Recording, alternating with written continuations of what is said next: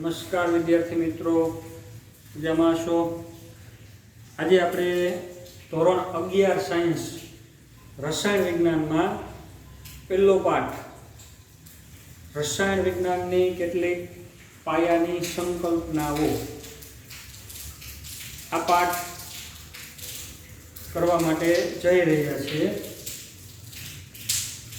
નામ જ એવું છે, જો રસાયણ વિજ્ઞાનની પાયાની સંકલ્પનાઓ એટલે તો રસાયણ વિજ્ઞાન 11 અને 12 ધોરણ માટે ઘણા બધા અગત્યના સૂત્રો આ પાઠમાંથી આપણને સમજવા માટે અને જાણવા માટે મળશે. એટલે એક પાયાના પાઠ તરીકે એકદમ અગત્યનો એવો આ પાઠ છે. હવે શરૂઆતમાં જ્યારે 11મા ધોરણનું કેમેસ્ટ્રી પહેલા પાઠથી ચાલુ થઈ રહી હોય તો થોડીક કેમેસ્ટ્રી વિશેની સમજૂતી આપણી ટેક્સ્ટ બુકમાં આપેલી છે કે ભાઈ કેમેસ્ટ્રી એટલે શું, રસાયણ વિજ્ઞાન એટલે શું, એનો અભ્યાસ શા માટે કરવો જોઈએ, એની પ્રસ્તાવના આપણી ટેક્સ્ટ બુકમાં થોડીક આપેલી છે. એટલે મેં અહીં એને એકદમ ટૂંકમાં રજૂ કરેલી છે. બરોબર, આપણે ટેક્સ્ટ મુજબ એને ટૂંકમાં મેં થોડી રજૂઆત કરેલી છે, એ જોઈ લઈએ આપણે. રસાયણ વિજ્ઞાન એટલે તો રોઆલ્ડ હોફમેનના મત અનુસાર, રોઆલ્ડ હોફમેન આ એક વૈજ્ઞાનિક હતા. 1981માં એને નોબેલ પ્રાઇઝ મળેલો. એને થોડીક રજૂઆત કરી હતી. રસાયણ વિજ્ઞાન એટલે માત્ર 100 જેટલા જ તત્વોનું વિજ્ઞાન નથી, પણ એમાંથી રચાતા અસંખ્ય વિવિધતા સભર અણુઓનું વિજ્ઞાન છે. એના વખતમાં 101 તત્વો શોધાઈ ચૂક્યા હતા. હાલમાં તો તત્વો અત્યારે કેટલા છે? 118 તત્વો. પણ રોઆલ્ડ હોફમેનના વખતે 101 તત્વો છે એ શોધાણા હતા. તો એને એમ કીધું કે ભાઈ આપણે 100 તત્વો ભણી લઈએ એટલે શું રસાયણ વિજ્ઞાન પૂરું? તો એવું નહીં. એ તત્વો ભેગા થઈ એના અણુઓ બનશે, સંયોજનો બનશે. તો આવા ઘણા બધા જે સંયોજનો બનશે, અસંખ્ય વિવિધતા સભર સંયોજનો, એના અણુઓ, એનું વિજ્ઞાન. રસાયણ વિજ્ઞાનની અગત્યતા, એ રસાયણ વિજ્ઞાન શું અગત્યતા ધરાવે, એનો આપણે કેમ અભ્યાસ કરવો જોઈએ, શા માટે, કઈ કઈ જગ્યાએ એની ઉપયોગિતા છે, એનું ટૂંકમાં આપણે રજૂઆત કરીએ તો રાષ્ટ્રીય અર્થતંત્રમાં મહત્વનું યોગદાન. રાષ્ટ્રીય અર્થતંત્ર, હવે આ શબ્દ વારંવાર તમે ઘણી વખત સાંભળતા હો ન્યૂઝમાં. આ દેશનું અર્થતંત્ર વિકસિત દેશ છે, અલ્પ વિકસિત દેશ છે, બહુ સમૃદ્ધ દેશ છે. બરોબર, કોઈ પણ દેશનું અર્થતંત્ર એની આયાત અને એની નિકાસ ઉપર આધારિત હોય. બરોબર, આપણે બીજા દેશમાંથી કેટલા વસ્તુઓની આયાત કરીએ છીએ અને આપણે કેટલી વસ્તુઓની નિકાસ કરીએ છીએ. જો આયાત વધી જાય, સામે નિકાસ ન થાય તો શું સ્થિતિ આવશે? તો ભાઈ આપણો દેશ છે એ વિદેશી હુંડિયામણની થોડીક તંગી અનુભવશે. સરવાળે આપણો રૂપિયો ડાઉન થશે, અર્થતંત્ર છે એ તૂટશે. પણ આપણા દેશમાં રસાયણ વિજ્ઞાન સાથે સંકળાયેલી એટલે કે રાસાયણિક દવાઓ બનાવતી, બીજા કોઈ રસાયણો બનાવતી એવી મોટી મોટી કંપનીઓ આવેલી છે કે જેમાંથી પુષ્કળ પ્રમાણમાં રસાયણો બનીને એક્સપોર્ટ થાય છે, એની નિકાસ થાય છે. જેથી કરીને સામે આયાત થતું હોય એની સામે નિકાસ થાય છે, એટલે આખું બેલેન્સ છે જળવાઈ રહે છે. બરોબર, તો એવી રીતે રાષ્ટ્રીય અર્થતંત્રમાં બહુ મોટું યોગદાન છે. ફાર્માસ્યુટિકલ ક્ષેત્રે એક આ ટેક્સ્ટબુકમાં થોડોક ઉલ્લેખ કરેલો છે. ફાર્માસ્યુટિકલ ક્ષેત્ર એટલે ઔષધ રસાયણ વિજ્ઞાન. નવી નવી દવાઓ બનાવીને એના પરીક્ષણો કરવાના, નવા નવા રોગ જે થતા હોય તો એની ઉપર કંટ્રોલ લઈ આવવાનો. તો આ બધું ફાર્માસ્યુટિકલ ક્ષેત્ર કહેવાય. તો ફાર્માસ્યુટિકલ ક્ષેત્રે રસાયણ વિજ્ઞાનનું શું યોગદાન? તો એના માટે અહીં બે દવાઓના નામ આપેલા છે, સિસ્પ્લેટિન અને ટેક્સોલ. કેન્સરની સારવારમાં વપરાતી અને માનવ જીવન બચાવનાર દવાઓ. બરોબર છે? કેન્સર એક અસાધ્ય રોગ ગણાતો હતો કે ભાઈ કેન્સર કોઈ વ્યક્તિને થાય તો પછી એનો કોઈ ઈલાજ છે નહીં. પરંતુ હાલમાં જે ફાર્માસ્યુટિકલ ક્ષેત્રે એટલી પ્રગતિ થયેલી છે કે હવે આ રોગ પણ ધીમે ધીમે કંટ્રોલમાં આવતો જાય છે. હાલ એમાં કારગત નીવડે એવી બે દવાઓ છે એ શોધાઈ ચૂકી છે. એના નામ યાદ રાખજો, સિસ્પ્લેટિન અને ટેક્સોલ, કે જે કેન્સરની સારવારમાં વપરાતી અને માનવ જીવન બચાવનાર દવાઓ સાબિત થઈ છે. તો બે નામ ખાસ, સિસ્પ્લેટિન અને ટેક્સોલ. બરાબર છે? પર્યાવરણની જાળવણીમાં અગત્યતા ધરાવે છે. રસાયણ વિજ્ઞાન પર્યાવરણની જાળવણીમાં પણ અગત્યતા ધરાવે છે. હવે પ્રશ્ન એક થવો જોઈએ કે ભાઈ રસાયણ વિજ્ઞાન પર્યાવરણની જાળવણીમાં કઈ રીતે અગત્યતા ધરાવી શકે? ઉલટું લાગે આપણને કે ભાઈ રસાયણ વિજ્ઞાને તો પર્યાવરણને પ્રદૂષિત કર્યું છે, એ શું જાળવણી કરશે? કારણ કે મોટી મોટી જે દવાઓની કંપનીઓ છે, કેમિકલ બનાવતી કંપનીઓ છે, ફેક્ટરીઓ છે, આ પુષ્કળ પ્રમાણમાં જમીનનું પ્રદૂષણ, હવાનું પ્રદૂષણ, પાણીનું પ્રદૂષણ ફેલાવે છે. તો જ્યારે રસાયણ વિજ્ઞાન એટલું વિકસિત નહોતું ત્યારે તો પર્યાવરણ એકદમ ચોખ્ખું હતું. પરંતુ હાલમાં રસાયણ વિજ્ઞાનને કારણે પર્યાવરણને બહુ મોટું નુકસાન થયું છે. હવે અહીં આપણે કહીશું પર્યાવરણની જાળવણીમાં રસાયણ વિજ્ઞાન અગત્યતા ધરાવે છે, તો એ કઈ રીતે શક્ય છે? તો એના માટે કે ભાઈ કઈ રીતે શક્ય છે એના માટે એક ઉદાહરણ આપેલું છે. રેફ્રિજરેટર અને એર કન્ડિશનરમાં એસી, એમાં પહેલાના સમયમાં વપરાતો વાયુ CFC, ક્લોરોફ્લોરોકાર્બન.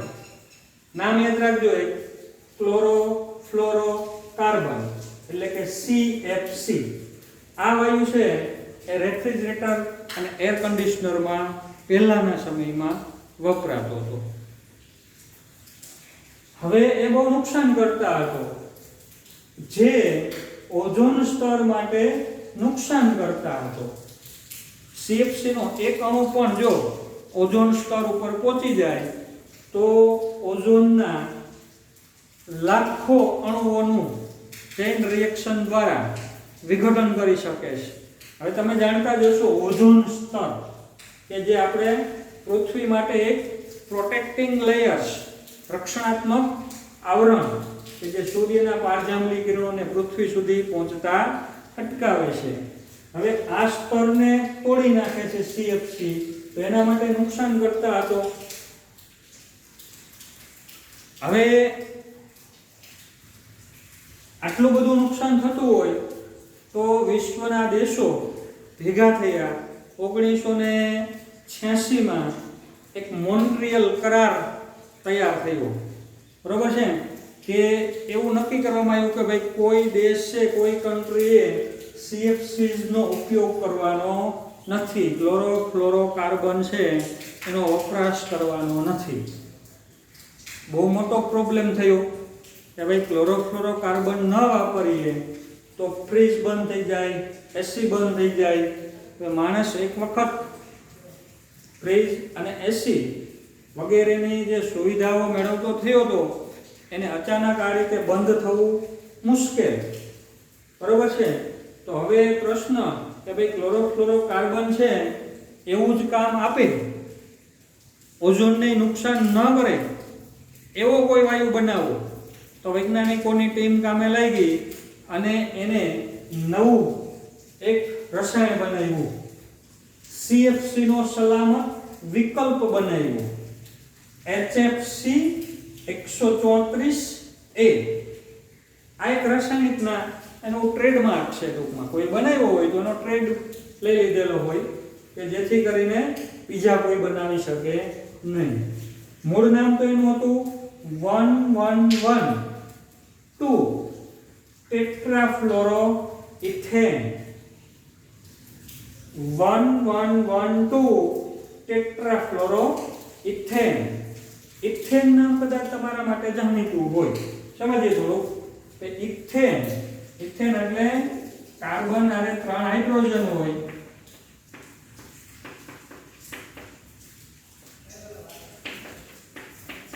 ઇથેન CH3 તમે કદાચ 10મા ધોરણમાં ભણી ચૂક્યા હો. ઇથેન, તો આ ઇથેન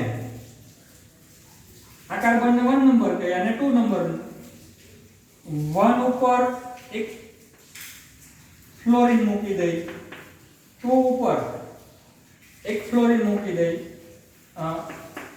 એક અહીં 2 ઉપર મૂકી દઈ ફ્લોરિન, તો 1 ઉપર 3 ફ્લોરિન આવ્યા. 1 1 1 3 હાઇડ્રોજનની જગ્યાએ 3 ફ્લોરિન મૂક્યા અને એક ફ્લોરિન 2 નંબર ઉપર મૂક્યો, એટલે આ એનું સ્થાન બતાવે છે 1 1 1 અને 2.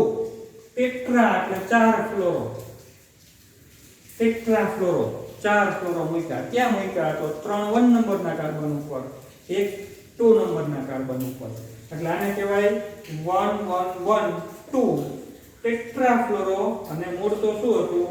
ઇથેન. તો આવી રીતે આ જે નામકરણ છે એ તમે ડિટેલમાં પછી જે પાઠ આવશે કાર્બનિક રસાયણ વિજ્ઞાનનો એમાં સમજશો, એટલે હું એમાં વધુ વિસ્તૃત માહિતી તમને આપતો નથી. તો આ રીતે આ એક નવું રસાયણ બનાવ્યું 1112 ટેટ્રાફ્લોરોઇથેન કે જે HFC 134A તરીકે ઓળખાય છે. આ CFC નો સલામત વિકલ્પ, તો જે ઓઝોન સ્તરને નુકસાન થતું હતું એ બંધ થયું અને ફ્રીજ અને એસી એ તો જે ચાલતા હતા એવી જ રીતે હાલમાં ચાલે છે બધું. તો આ રીતે રસાયણ વિજ્ઞાન છે એ પર્યાવરણની જાળવણીમાં ફાયદાકારક સાબિત થયું કહેવાય. કારણ કે જે આપણે વપરાશ કરીએ છીએ તો કરીએ જ છીએ, પણ સામે નુકસાન કરતા પદાર્થો છે એની જગ્યાએ નુકસાન ન થાય એવા પદાર્થો છે એ નિર્માણ થઈ શક્યા છે. તો એ રસાયણ વિજ્ઞાનની આપણી એક અગત્યતા કહેવાય. તો પર્યાવરણની જાળવણીમાં પણ રસાયણ વિજ્ઞાન છે તે અગત્યતા ધરાવે છે. ચલો આવા નામ યાદ રાખવાના. CFC ક્લોરોફ્લોરોકાર્બન ઓઝોનને નુકસાન કરતો હતો, એનો સલામત વિકલ્પ કયો એમ પૂછે તો HFC 134A, એનું નામ 1112 ટેટ્રાફ્લોરોઇથેન. ગ્રીન કેમિસ્ટ્રીના વિકાસમાં રસાયણ વિજ્ઞાન અગત્યનું છે. ગ્રીન કેમિસ્ટ્રી, ગ્રીન એટલે લીલું, કેમિસ્ટ્રી એટલે રસાયણ વિજ્ઞાન, તો લીલું રસાયણ વિજ્ઞાન એવો અર્થ નથી કરવાનો, પણ એના માટે લીલાની જગ્યાએ હરિયાળું રસાયણ વિજ્ઞાન. ગ્રીન કેમિસ્ટ્રી એટલે કે હરિયાળું રસાયણ વિજ્ઞાન. મેં તમને જે આ ઉદાહરણ આપ્યું અહીં એ ગ્રીન કેમિસ્ટ્રીનો જ એક ભાગ હતો. ગ્રીન કેમિસ્ટ્રી કોને કહેવાય? તો ભાઈ પર્યાવરણને નુકસાન કરતા પદાર્થોને બદલે નુકસાન ન થાય તેવા પદાર્થો ઉત્પન્ન કરતા વિજ્ઞાનને ગ્રીન કેમિસ્ટ્રી કહેવાય. પર્યાવરણને નુકસાન કરતા પદાર્થોને બદલે નુકસાન ન કરે એવા પદાર્થો ઉત્પન્ન કરે એવું વિજ્ઞાન, એટલે એને કહેવાય ગ્રીન કેમિસ્ટ્રી. તો આ એનું ઉદાહરણ છે કે ભાઈ પેલા CFC પર્યાવરણને નુકસાન કરતો હતો, પણ હાલમાં આપણે CFC વાપરતા નથી, એની જગ્યાએ HFC 134A વાપરીએ છીએ, એ ગ્રીન કેમિસ્ટ્રી. એવા જ બીજા ઉદાહરણ છે એ તમને આપું તો પહેલાના સમયમાં ડ્રાય ક્લિનિક નામ સાંભળ્યું હશે કદાચ કે કોઈ સારો એવો કોઈ ડ્રેસ કે સાડી કે એવું કોઈ કિંમતી હોય કોઈ કાપડ તો એને ડ્રાય ક્લિનિંગ માટે આપે, ઘરે એને ધોવે નહીં, ડ્રાય ક્લિનિંગમાં આપે. તો ડ્રાય ક્લિનિંગમાં ટેટ્રાક્લોરોઇથેન નામનું એક સંયોજન વપરાતું હતું. ટેટ્રાક્લોરોઇથેન એ વપરાતું હતું કે જે કેન્સરજનક હતું. ખ્યાલ આવ્યો એટલે એનો ઉપયોગ બંધ કરી દીધો, પણ એની જગ્યાએ કાર્બન ડાયોક્સાઇડ પ્રવાહી સ્વરૂપે એનો ઉપયોગ ચાલુ થયો, હાઇડ્રોજન પેરોક્સાઇડનો ઉપયોગ ચાલુ થયો. તો આ રીતે જે નુકસાન કરતા પદાર્થોને બદલે નુકસાન ન થાય એવા પદાર્થો બનાવવાનું ચાલુ થયું. એના માટેનું જે વિજ્ઞાન છે એને કહીએ આપણે ગ્રીન કેમિસ્ટ્રી. આનો વિસ્તૃત અભ્યાસ મેં તમને જે હમણાં ઉદાહરણ આપ્યું એ તમે પર્યાવરણીય રસાયણ વિજ્ઞાન જે છે પાઠ આવશે એમાં એના વિશે વિસ્તૃત તમે માહિતી છે એ મેળવી શકશો. તો આ બધા રસાયણ વિજ્ઞાનની થોડીક અગત્યતા જે આપણા ટેક્સ્ટ બુકમાં થોડીક આપેલી છે એને એકદમ શોર્ટમાં મેં તમારી સમક્ષ રજૂ કરી કે ભાઈ રાષ્ટ્રીય અર્થતંત્રમાં મહત્વનું યોગદાન છે, ફાર્માસ્યુટિકલ ક્ષેત્રે યોગદાન ધરાવે છે, પર્યાવરણની જાળવણીમાં યોગદાન ધરાવે છે, ગ્રીન કેમિસ્ટ્રીના વિકાસમાં પણ રસાયણ વિજ્ઞાનનું મોટું યોગદાન છે. બરાબર છે. હવે આ એક બેઝિક માહિતી હતી, આપણી ટેક્સ્ટમાં હતી એટલે આપણે લેવી થોડીક જરૂરી હતી. તમને થોડુંક કેમિસ્ટ્રી વિશેનું થોડુંક જ્ઞાન તાજું થાય એટલા માટે. ખાસ પરીક્ષાની દ્રષ્ટિએ કોઈ એની વધુ મહત્વ છે નહીં. હવે આપણે આમ પાઠની શરૂઆત કરીએ તો હવે થોડીક શરૂઆત થઈ કહેવાય, થોડીક શરૂઆત કે બે પહેલો પ્રશ્ન લઈ આપણે તો દ્રવ્યનું વર્ગીકરણ.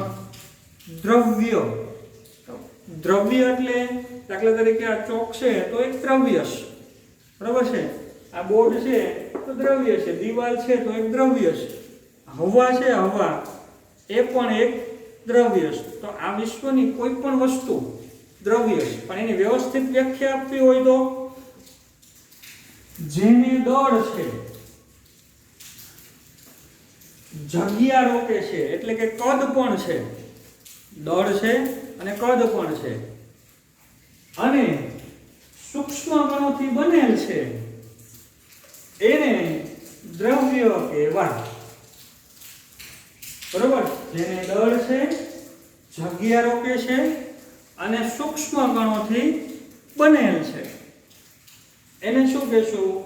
દ્રવ્ય.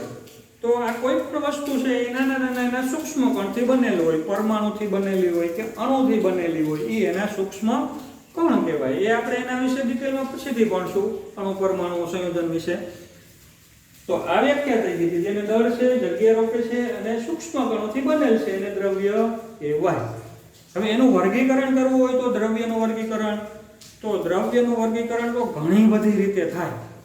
તમે 6ઠા, 7મા, 8મા ધોરણમાં, 9મા, 10મા ધોરણમાં પણ એનું વર્ગીકરણ કરતા હો. કેવી રીતે કે ભાઈ આપણી પાસે કોઈ વસ્તુઓ છે તો આપણે એનું વિભાજન કરવું હોય તો કે ભાઈ એક બાજુ લાકડાની વસ્તુઓ રાખો, એક બાજુ લોખંડની ધાતુઓ રાખો, તો વિભાજન કર્યું ને, વર્ગીકરણ કર્યું કહેવાય. બીજી રીતે કરવું હોય તો ભાઈ પાણીમાં ડૂબે એવી વસ્તુઓ અને પાણીમાં તરે એવી વસ્તુઓ. કયું દ્રવ્ય પાણીમાં ડૂબે, કયું દ્રવ્ય પાણીમાં તરે, તો એ દ્રવ્યનું વિભાજન વર્ગીકરણ કયું કહેવાય? પારદર્શક, પારભાષક, અપારદર્શક એ રીતે કરી શકાય. બરાબર છે. તો એવી રીતે દ્રવ્યનું વર્ગીકરણ કરવું હોય તો ઘણી બધી રીતે દ્રવ્યનું વર્ગીકરણ કરી શકાય. પણ રાસાયણિક રીતે આપણે જોઈએ, રાસાયણ વિજ્ઞાનને ધ્યાનમાં રાખીને જ્યારે આપણે વર્ગીકરણ કરતા હોઈએ તો બે વસ્તુ અગત્યની: ભૌતિક અવસ્થાને આધારે અને રાસાયણિક લાક્ષણિકતાને આધારે. ભૌતિક અવસ્થા, ફિઝિકલ સ્ટેટ, કઈ અવસ્થામાં પદાર્થ છે તો ભાઈ કા પદાર્થ ઘન અવસ્થામાં હોય, કા પ્રવાહી હોય અને કા વાયુ હોય. તો ઘન હોય, પ્રવાહી કે વાયુ. કુદરતમાં જોવા મળતી સામાન્ય તાપમાને આ 3 અવસ્થાઓ. બાકી તો એ સિવાય જે 2 અવસ્થાઓ હોય, BEC અને પ્લાઝ્મા, પણ એ આપણા સામાન્ય તાપમાને અસ્તિત્વમાં હોય નહીં. એટલે આપણે એને અત્યારે ધ્યાનમાં નથી લેતા. અસ્તિત્વ હોય સામાન્ય તાપમાને એવી ત્રણ અવસ્થા, ઘન, પ્રવાહી અને વાયુ.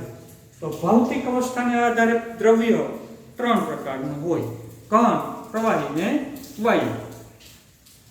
રાસાયણિક લાક્ષણિકતાને આધારે એટલે તો પદાર્થ શેમાંથી બનેલો છે, એમાં જે જોડાનાર એના કણ છે, સૂક્ષ્મ કણ, એ કેવા કેવા છે, કઈ રીતે જોડાણા છે, એને આધારે એનું વર્ગીકરણ કરવું હોય તો એ રાસાયણિક લાક્ષણિકતાને આધારે વર્ગીકરણ કહેવાય.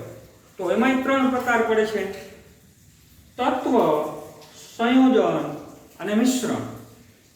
કા દ્રવ્ય તત્વ સ્વરૂપે હોય, કા સંયોજન સ્વરૂપે હોય અને કા પછી મિશ્રણ સ્વરૂપે હોય.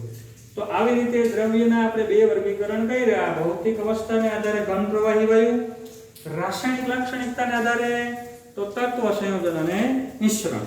હવે આ બે જે A અને B છે એના વિશે ડિટેલમાં વધુ માહિતી આપણે આના પછીના બીજા લેક્ચરમાં છે લઈશું. તો વિદ્યાર્થી મિત્રો, તમે પણ આવી જ રીતે એક સરસ મજાની સેટ નોટ બનાવી અને હું જે તમને બોર્ડ વર્ક છે અહીં રજૂ કરતો જાઉં તે આપ લોકો પણ તમારી સેટ નોટમાં વ્યવસ્થિત સાથે સાથે ઉતારતા જશો.